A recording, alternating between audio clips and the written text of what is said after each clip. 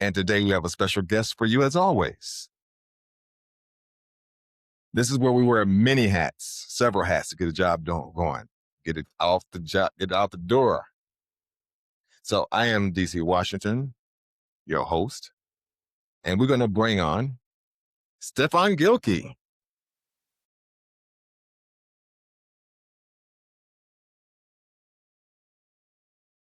What's going on, my friend? Good afternoon. Yeah, welcome. Good talking to you. Yeah, welcome to the show, man. The circuit.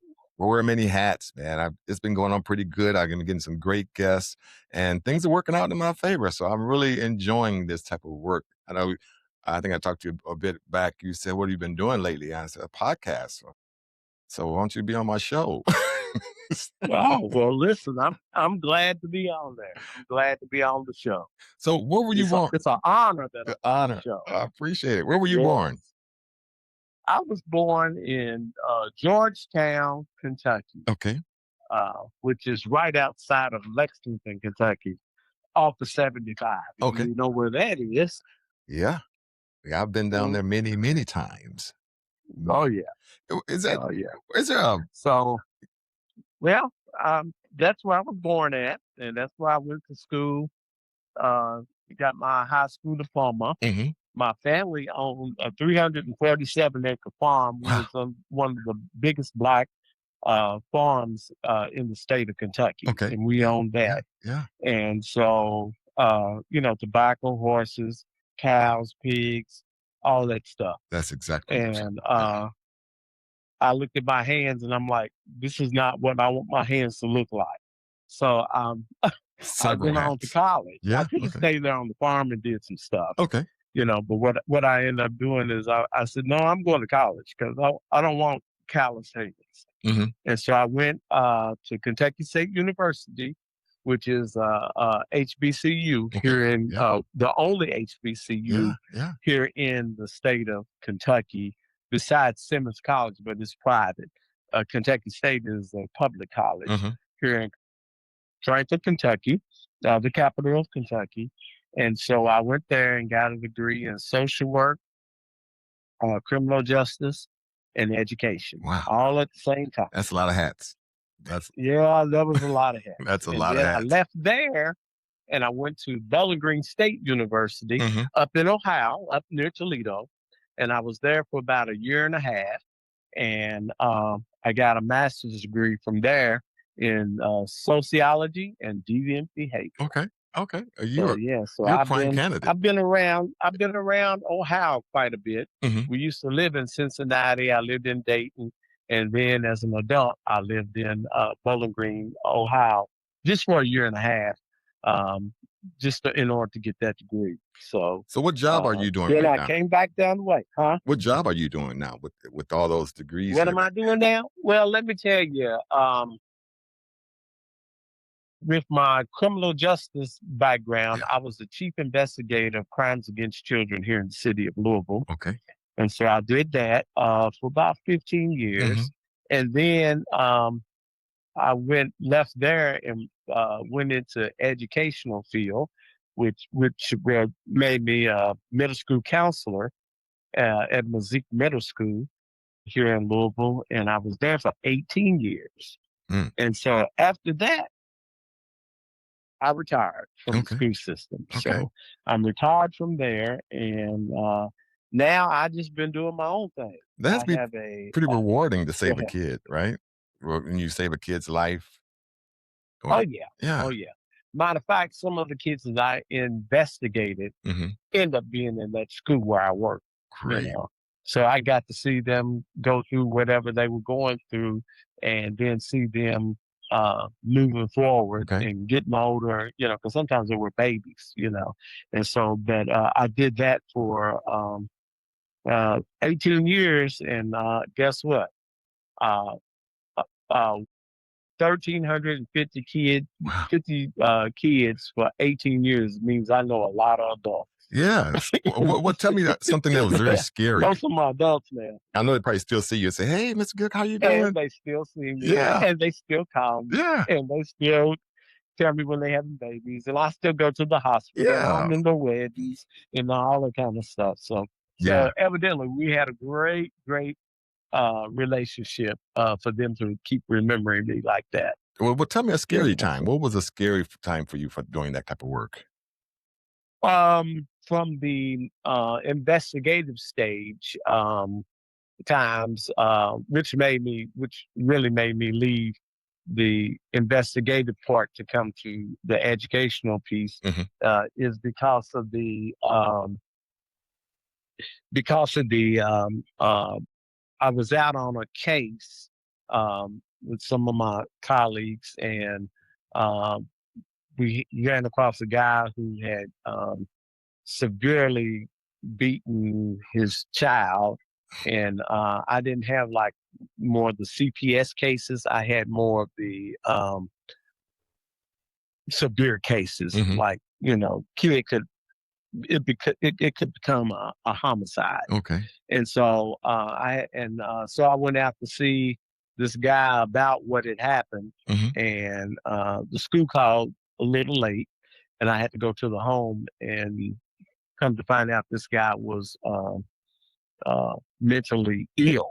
Ooh. And so I noticed as soon as he came down the steps and he tried to attack me, and the other cavalry members wasn't there yet. So I was the first one to arrive.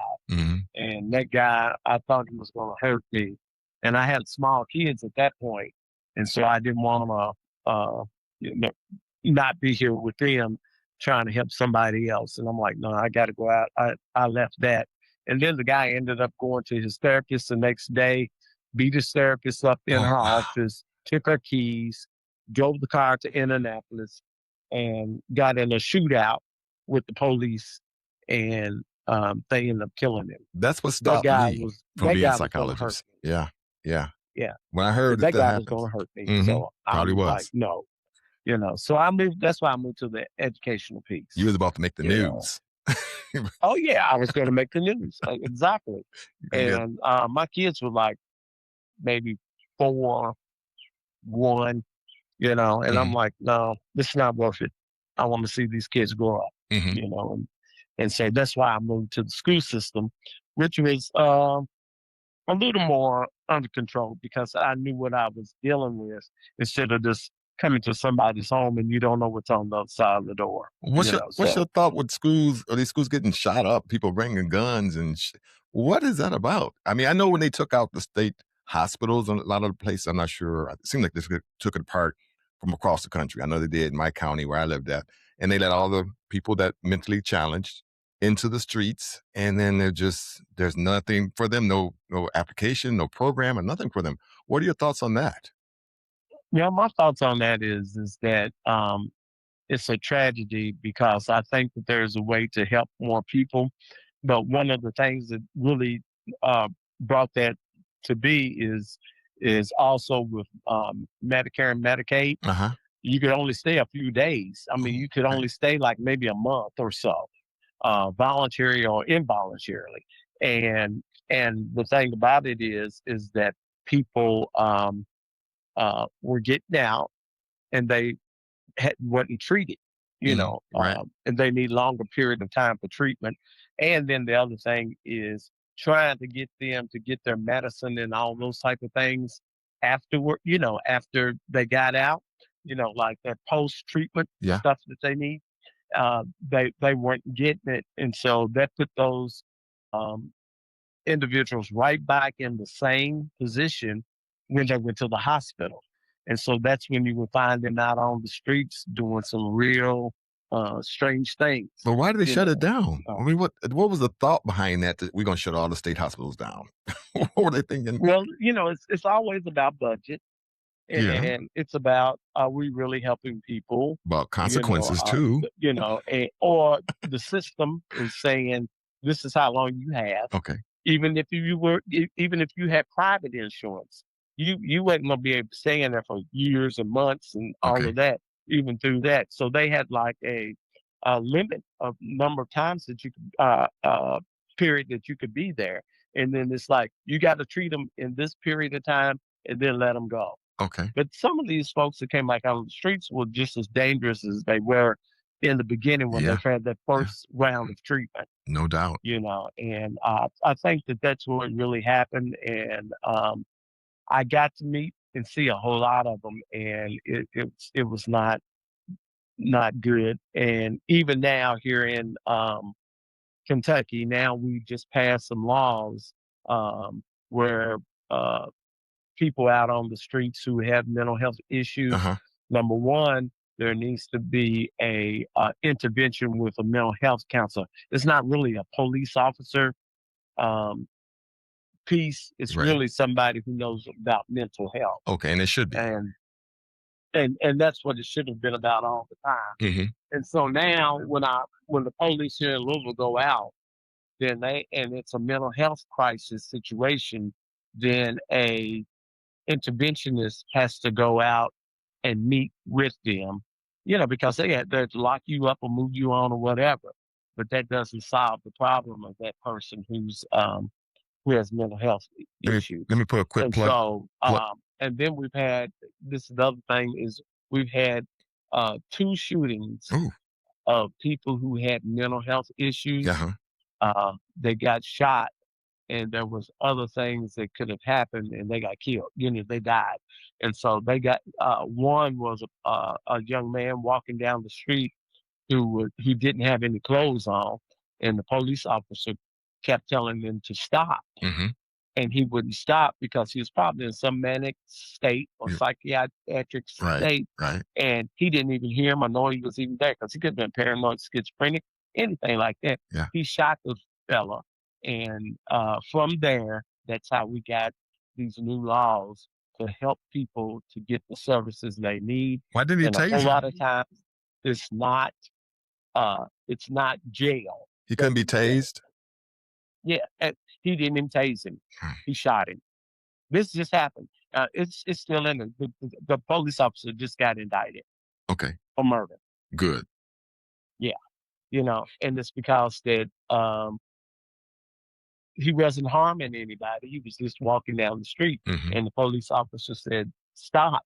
But if he's in a manic state, he might not even hear that because he could be have some type of psychosis going on, What if and he's he don't deaf? even know. He could be deaf. He could be. And then he ends up dead.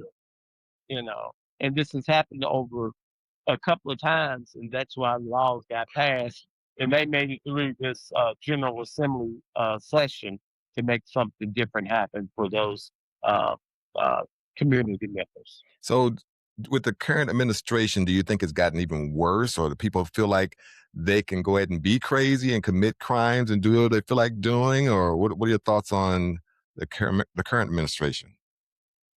Yeah, Well, I and think its that effect. the current administration depends on what level you're talking about. I told you what was being done on the state level, Yeah, but I'm not sure what's being done on the federal level because they're cutting Medicaid and Medicare, and people can't get the medicine, even if they get out of the institution, they still don't have the medicine. right. Is I'm the sorry. medicine hard to get a hold of? Um, Is the medicine hard to get a hold of? it's hard to get a hold of, and even if you do get a hold of it, uh, who's there to supervise them taking it? Oh, mm, Because mental health people sometimes feel like the medicine makes them feel so different that they prefer not to take it. They don't want to take it because it makes them feel some kind of way. And it's really maybe working, but they don't like the feeling that they're getting from it. So they stop taking it. They might be out on the street, they might be homeless, they may have burned a lot of bridges in their family, so they really don't have nowhere to go. And then if you don't act right in the homeless shelter, guess what? You get put out of there too, yeah. because you might become a danger to yourself or others, Wow. so that type of thing. Ladies and gentlemen, we are listening to Stepan Gilkey, and he is telling us the long and short of the story of wearing so many hats. Call in if you like to at 248-736-2100, and you can ask questions. I'm sure a lot of people out there may be curious of some of the things that we're talking about. But what you experience and what you've experienced, do you think that AI has helped people like yourself in that position, or does it make things worse as well? Well, no, I think that AI has helped. Okay. Even back in my day when I was like doing the chief investigator, a whole lot of those reports was written, Uh-huh. and that took time. And now you can just speak it and it kicks it out for you, and I think and corrects all the sentences and puts all the commas in the right place Hmm. because all of that stuff becomes important Yeah. when you go to court. Yeah. It's got to be right. It's gotta be professional. It has to be right because there's gonna be a professional person looking at that information that you, have, dictated, to AI or whoever. So I think that that's really a point because, a great point is because, um, in the past, we had to write all this stuff down, Right. and that could take days. And one of the things or the things uh, in our battery of the way that we did those investigations. So, have you ever been cheated or of a situation either through the court system or just life had dealt you something that you said, I don't deserve that when it comes to things when you're trying to your best to help somebody, do you feel ever been cheated or Oh, disrespected? absolutely. Okay. Oh, absolutely. My goal at one point was to become an attorney until Okay. I worked in the field, into the field in investigations, because we would have people dead to right for abusing some kids Right. sexually or Mhm. otherwise, and then they would want to plead that, Mm. and then all you do is give the perpetrator another opportunity to do that, and all that Mhm. hard work, all Wow. of that comes down to like, well, we're gonna make it easier. We're not gonna do nothing with this case. The judge don't want to hear it. The attorneys don't want to defend that person, their client, or the prosecutors does not want to take it to court because it's going to take too long. And I think that a whole lot of kids got cheated then after and Mhm. presently they are being cheated because we ask them to tell us what's going on and to be Right. honest about it, and then they are honest about it. They tell us we get them dead to right, and then they plead it down to some small thing where we actually need to be getting this person off the streets into treatment or into prison. And I had that to happen a whole lot, and that frustrated me. How does money play into that? Does like rich people get away with a lot of stuff or it just seems like it does. But have you seen where money made the difference on helping somebody or hurting somebody or both? Absolutely, absolutely. When you have some money, and that's what I used to say at the courthouse all the time. If you have some money, no matter what it is, you can probably get out of it Okay. because money talks. Money talks. And then a whole lot of people look at like Law and Order and those different shows where they're going to prosecute, but in many of those cases, those people, those professionals know each other, Hmm. and it's like It's a playing business. a little game of, man, you scratch my back and I'll Yeah. scratch yours, or hey, neither one of us won't spend this much time on this case Yeah. because spending a whole lot of time means um, that you're missing some money Hmm. because you could be working with another client. So that's what I got out of it. And it turned my stomach, particularly when one time I had a little girl who was 3 years old who had been sexually abused. I talked to the father, and the father says, I asked him, why would he do something like that?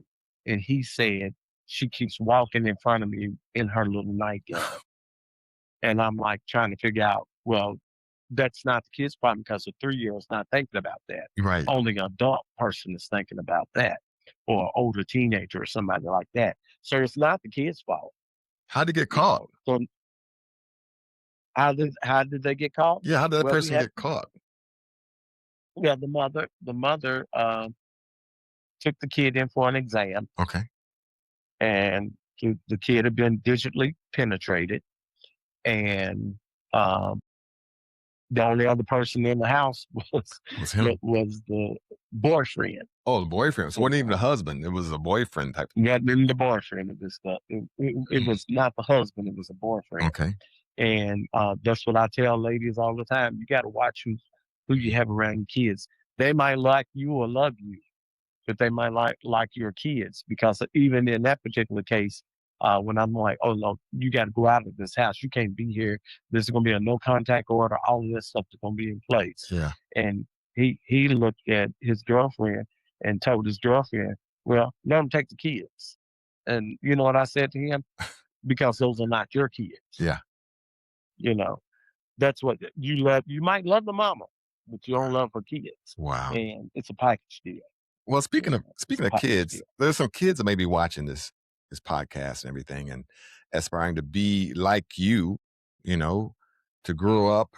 Tell me what you would tell a high school student, and then tell me what you tell a college student, and then tell me what you tell the average person who doesn't have any degrees or anything, but still want to do something for their community and be brave enough to help others out like that. Tell me about the high school student. What should they do Hos- to do what you've been doing? Hospice students, it's a good time to get engaged with community activities. Okay. Uh, you would be surprised at what kids will tell you once you have their confidence and they know they're in a safe environment. Okay. Sometimes they will tell you stuff, but the main thing that a high school student needs to know, and this would be on all levels, uh, is if you know something, or they tell you something, then it's your responsibility to report whatever that might be. Mhm. You know, and after an investigator gets it, then you've done your part. You Okay. know, because you might be saving a life. You know, you that's what I would say to a high school. Mhm. To a college student, this is a field that you really have to have passion for, Okay. uh, because it is really it can be a tough times.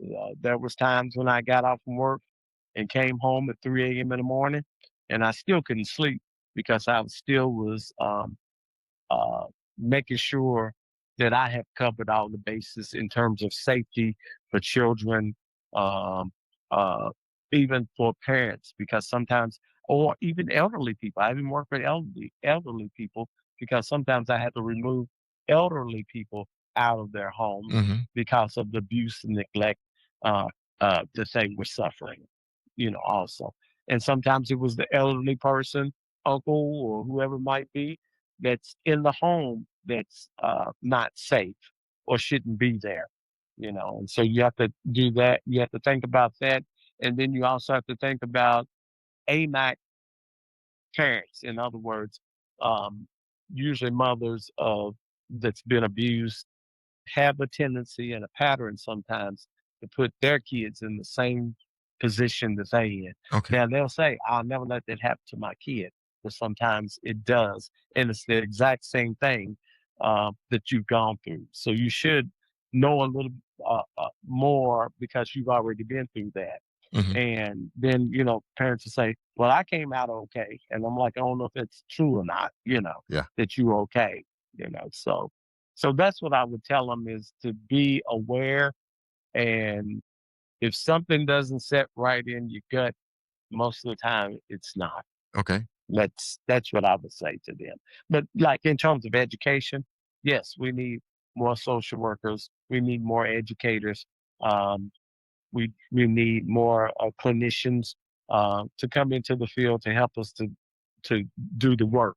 Now, Kentucky is one of the highest level of abuse and neglect cases uh, in the whole country. Oh, wow. So I investigate at least uh, 500 cases a Okay. year. Okay.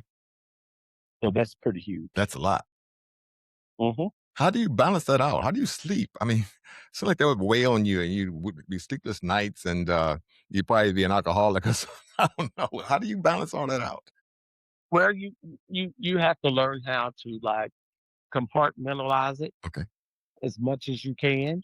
Um, um, I think my family will tell you that uh, they know that I was pretty stressed at times, and Hmm. I would miss a vacation or anything like that because I needed that time away, Of course. away from that whole situation. Hmm. And it can have a little toll on you when you're going through and seeing those type of cases day in and day out. Hmm. Because we were also on call, so that means if something really went bad, then you had to get up out of your bed and go to it. Okay. You know. We have Yeah. Stephen Gilkey out of Kentucky telling us the most intimate things of when it comes to jobs and wearing several hats. He is on the Circuit podcast. I'm DC Washington, your host. Feel free to call in at 248-736-2100 to ask any questions. I want to ask you, as you go through life, what would you want people to remember you for doing something in life that if somebody gonna look back on this 20 years from now and they look at this podcast or just look at you and things that you've done when your name comes up on Google. What would you like them Mhm. to remember you as of doing or has done? Well, what I would want to people to remember me by, because this is from all the way in 1980 when I graduated from high school, Okay. and I always said that I always wanted to help people, no matter how much I got paid, because the pay is not significant, Okay. Okay. particularly in the social service. Okay. In the school system, it was a whole lot better. But you got to have a passion for this. You got to Yeah. want to do this. This is something that um, you're just doing it to get money. Hmm. They said sometimes they'll say teachers just teach, but they're not really there to teach. They're just there to get a check every 2 weeks. Yeah. And this is greater than that.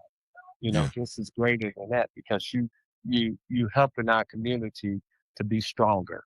Hmm. And that's what I always wanted out of this. And so far, from this point, from back then to this point, I have. If they put anything on my tombstone, it was this: he loved people Hmm. and he tried to help people. Yeah. Which you're helping me, and I That's appreciate that. Be- Yeah, and Being on and my that's show. and that's exactly what I've always wanted to do, and I'm doing exactly what I wanted to do. Hmm. Now that I'm retired from all of that stuff, now I have a program called Signs of Hope, What? Talk about it. and Yeah. I'm helping young men and young women between the ages of 14 up to 25 What's the name to of find their again? way. The name of it You again? know, it's called Signs of Hope, Is there a website? and there's not a Okay. website at this point, but what we're doing is we're trying to help young people who have even had incarceration, Okay. even adults incarcerated, to come out and become productive members of society, to kind of find out where you want to be, what happened that took you off your course. You said you wanted to be a fireman. Hmm. What stopped you from doing that Yeah. when you was 8? You want to be a fireman, Hmm. and now you're not. What happened? What was the course that took you somewhere else? What was said to you as a kid? All those type of Right. things.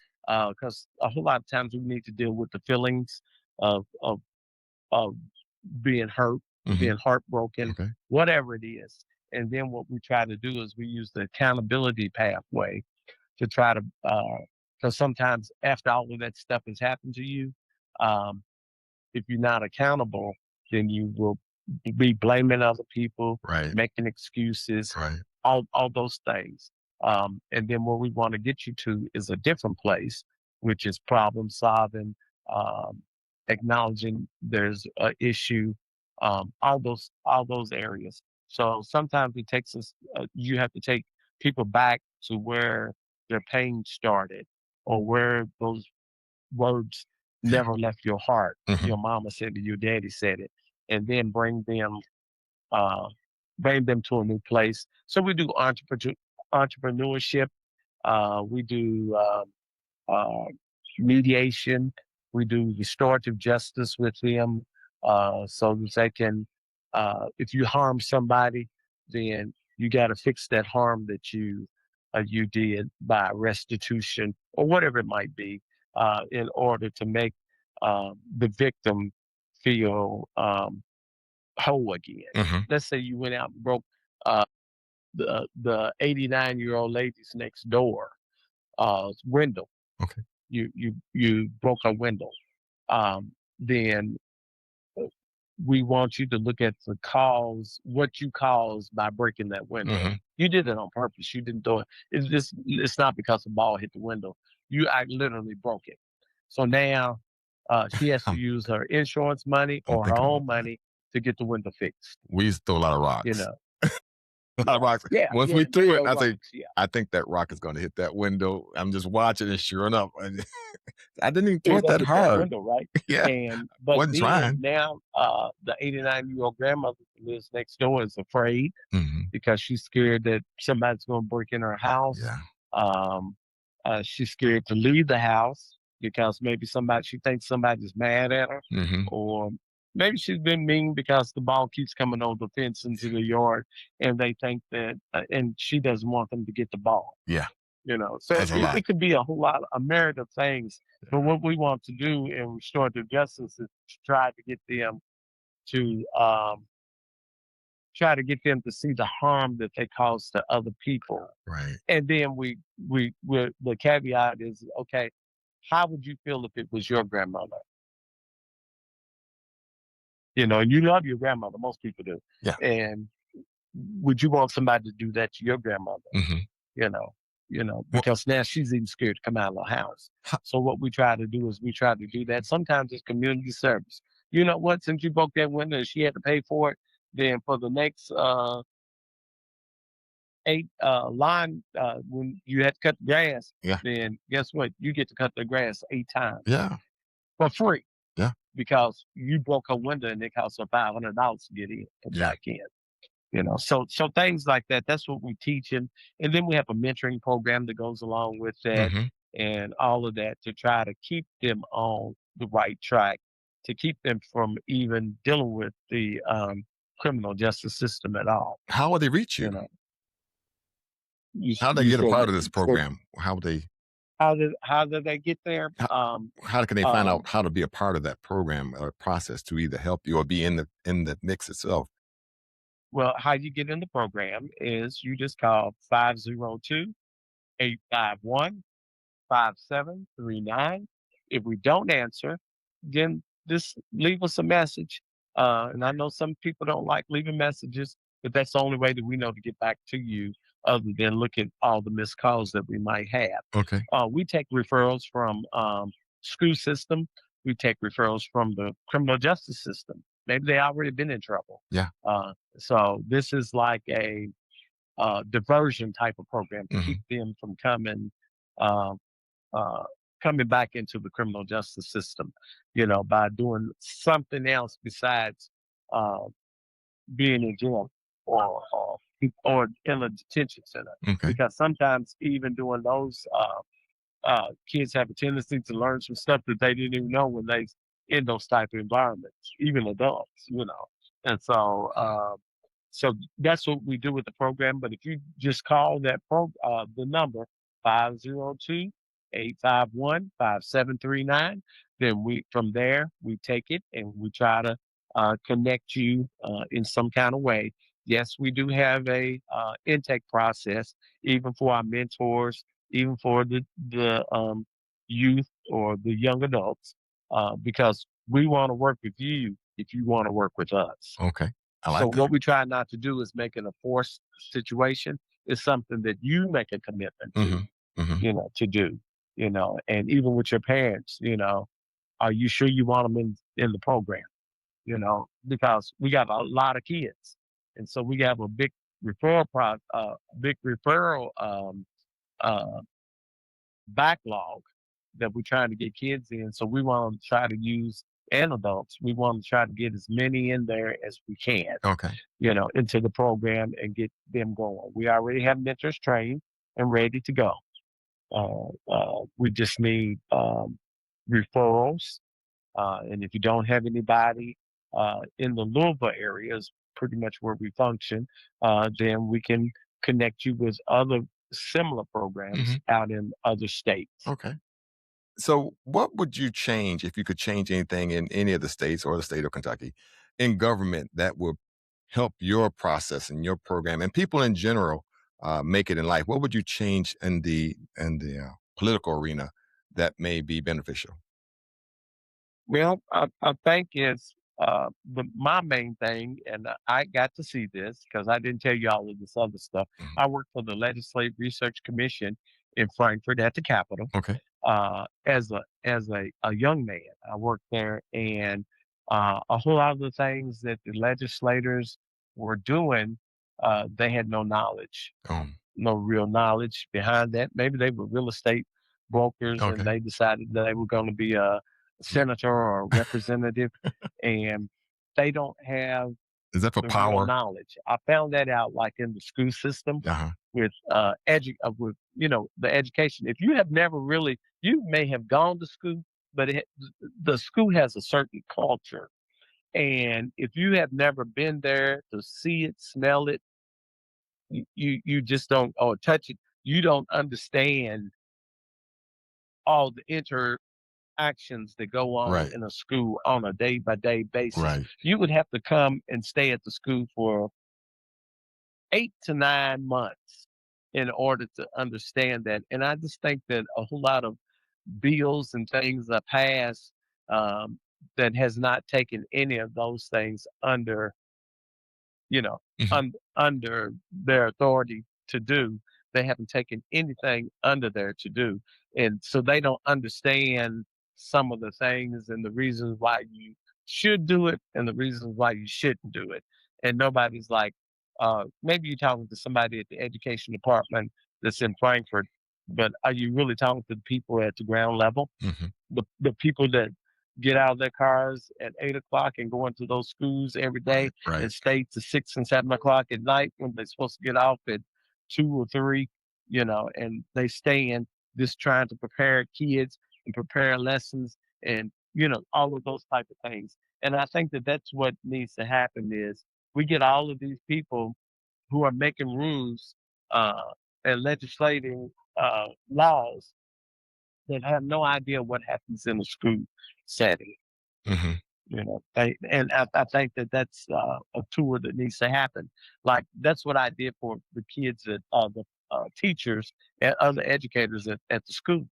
What I did for them, I got a bus and I took them out to the community where the kids live, Uh-huh. so they can have firsthand knowledge of what that looks like and what that feels like.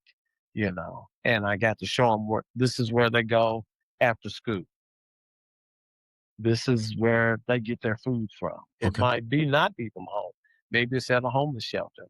Because even though you get you homeless, don't mean that you don't go to the homeless shelter to feed your kids. Mhm. And then in terms of even my cafeteria people, I'm like, when you shut those doors, we had some kids that may not have got breakfast. Let's not just shut the door because that might be the only meal that kid gets Right. that day. So you have to do that, and you have to let no, other people have to understand what's happening at home. And every kid is not just bad. Sometimes it's because they got some other issues that's going on at home that haven't been addressed. They don't realize that on the steps of their apartment, somebody got shot and killed, and the blood is Right. spewing out of the body. So you think they're gonna come to school and be uh, this happy that day? They've been traumatized.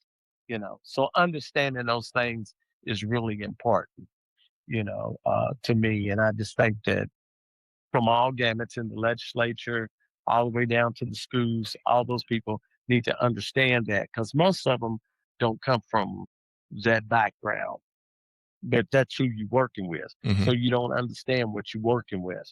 Now, I can say I understood because I came straight out of the project. Yeah. Yes, A I lot of a did. lot of us. Yeah, commodity cheese, food stamps, AFDC, which is I think is K chip now, whatever. Think we have a caller. Why, Are you still there? you know, yeah, I think that's why those kids um, Uh-huh. gravitated toward me because they knew I understood. All right. Stefan, I think we have a caller who has a question. Hi. Go ahead, caller. Hello? Hello. I just wanted to say thank you for the work that you do. I know it's difficult um, to admit that we need this somebody doing this work, even when the problem's right in front of your face. Um, Absolutely. it takes a lot of bravery to call it out, and I just want to say thanks. Well, thank you. And um, if you're not involved, get involved. Um, always think about other people more than yourself. That might be from the Bible too. But but I'm just saying that that's where you have to like look at that because we have a world that needs to be saved by some brave and courageous people. And just from your voice, I know you've been doing some work. Thank you so much. Yes, do you I have try to do what I can. do you have another Oh yeah. question? Any I other don't have questions? a question. I just wanted to say thank you. Okay. Well, thank you for calling, caller. Mhm. All right. Bye. Yeah. Stefan, what's the most funniest thing you've seen out there? Liven us up. What have you seen that was just unbelievable or just that cracked your backside? Something that you. Well, let me tell you, back in um back in I can't even tell you when. I had this young when I first started working at the school system. I think it was probably like 1990, somewhere around Uh there. huh. 1990, some I can't remember exactly when, but I had this fella that my principal said, "Hey, Gilkey, I want you to keep up with this kid. He won't go home. School gets out at 2:20, or at that time 2:10, Mm-hmm. and he's here to 8 o'clock at night till the administrators get ready to leave or whatever." And I'm like, uh, I held on to him, and he's still my kid today. He's a Okay. grown man with two kids and a wife. Um, but he would stay there. He would just stay at the school, and so I befriended him, and we were like buddies, right? And so he made it through middle school, made it into high school. You would never thought that he went through high school because he was still at my school every day. Mm-hmm. He was there seeing me and and all of that. But now uh, he went to college. Well, his mother was a had drug issues, and dad, I'm not sure where he was or what happened to him. And it was time for him to go to college, and his mom was not in any shape to take him to college. Uh, and I knew he could make it through college, and I took him to school. Western University is where I took him. It's here in Kentucky, in the western part of Kentucky, and enrolled him in school, signed the papers, did everything I needed. And my last name was Guilty, but they called me Mr. White the whole time I was there. So I said, "Well, my name is Mr. White now," because that kid would not have gone to college if I had not had the nerve and the bravery to get him there. Mm-hmm. Now he has a college degree. He has a master's degree from the University of Louisville, and he has his own entertainment company, and Mm-hmm. he does documentaries and all that type of stuff for the city and other places. And he spent some time in Hollywood. This was a kid straight Okay. from the projects. Yeah. You wouldn't think that anything like that was going to happen for him. And he is doing a great job. I guess the funny part of it for me was I told somebody not too long, I said, "Well, my other name is Mr. White," because I was determined to make sure that that Yeah. kid got through school. Beautiful. Beautiful. And he made it through school. And when he wanted to come home, we went and picked him up, brought him home. He spent every Christmas with us since he was 10 years old. Mm-hmm. And and and that kid is still around me today Nice. and still talking to me. I mean, he's a grown man now, Okay. Yeah. but he still talks to me, and it's just like, and he calls me for advice. and whatever he has on his mind. And I'm just thankful that I had enough intuition to get him Yeah. to go to school. And look where he is now. And I just Great. smile. I don't know if you can see my smile Yeah. through the phone or not, but he's just done a wonderful job. Hmm. But where he came from and all the things that's gone on because there was drugs in the home and all that, that's why he didn't want to go home. Okay. Yeah. I understand that. He wanted to, yeah, he didn't want to go there. And so my family, when it was Christmas time, all my kids, I got to gave up one of their Christmas presents to make sure that he got a present, Hmm. or several presents actually. Well, And I think that's what it is. And my kids are even the same way now. You know, they taking care of people. I can't thank you enough. This has been an honor and a privilege and a pleasure. Uh, if you need me for anything, of course, feel free to give me a call.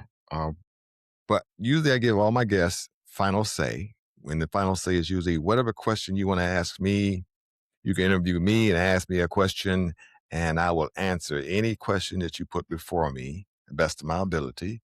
And that's where I Okay. show my appreciation, gives whether it be personal or non-personal. So you have the floor. You can interview me for a quick second or any questions you'd like to ask me.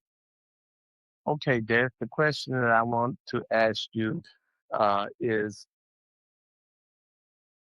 are you doing exactly what is in your heart to do? Good question. I like that. So I'm led by you can say by the spirit or by the elements or by God or by Hmm. just enjoying things that come natural to me. So music comes natural to me, computers come natural to me, exercising, talking to people, being in front of people, all these things, going to church and everything. It just comes very natural to me where I would do it in my sleep or I would do it without being compensated, robotics and all that kind of stuff like that. So I've always chosen jobs like that because one of my instructors told me, don't worry about money, money will come.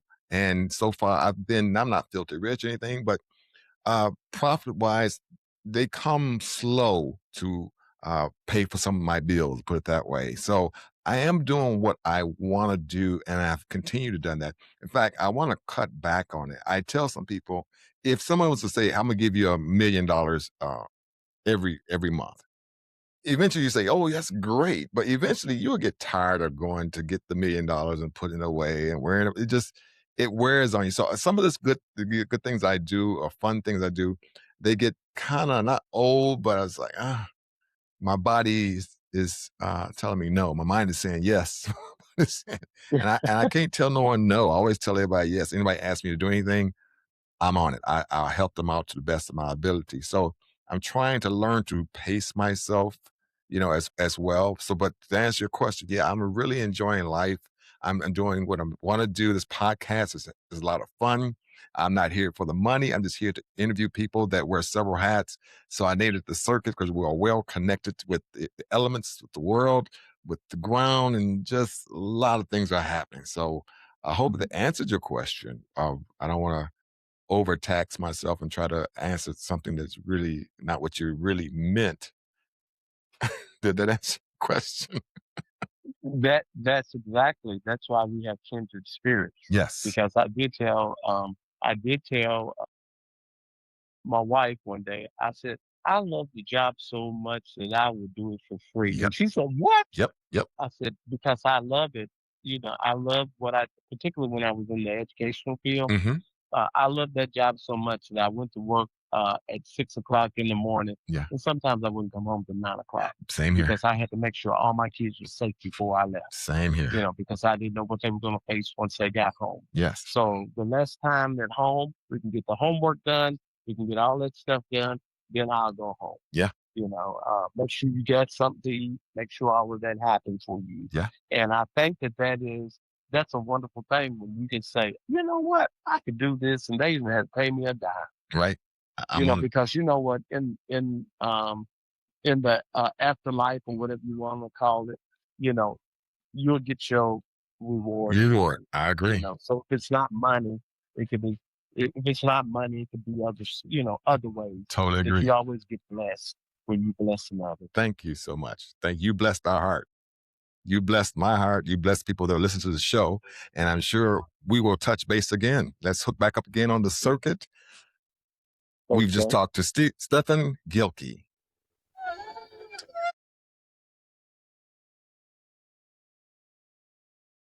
It, man. I really appreciate it. We will talk again. I know we were on a conversation earlier, so let's pick up on that and continue that. All right. Yeah, we're gonna do that Yeah. because the spirit told me to text you that. Okay. So that's why I did it. Yeah. And he's always has his reasons and purposes, and